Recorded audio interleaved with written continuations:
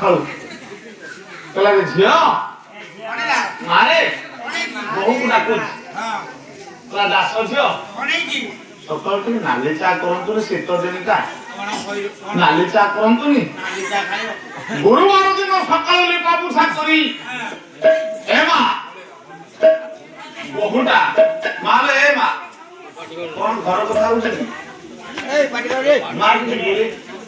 ଘର କଥା ହଉଛ ନା ଦେଖନ୍ତୁ ମା ବୁଢୀଟା ପିଣ୍ଡାରେ ବସି ଡାକୁଛି ଦାସ ଝିଅ ମତେ ଟିକେ ନାଲି ଚା କରିକି ଦେ ବହୁ ସକାଳୁ ସଫା ସୁତରା ହେଇଛି ଗୁରୁବାର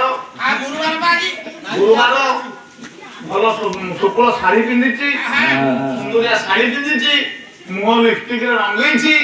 ସକାଳୁ ସ୍ନାନ ଶୌଚ କରି ଫୁଲକୁ ଧରି ଫୁଲ ଚାଙ୍ଗୁଳା ଧରିଛି ଯେ ଠାକୁର ମନ୍ଦିରକୁ ଯିବ ପୂଜା କରିବା ପାଇଁ ଦେଖନ୍ତୁ ଆଜ୍ଞା ଶାଶୁ ବୁଢୀ ପିଣ୍ଡାରେ ବସି ଡାକୁଛି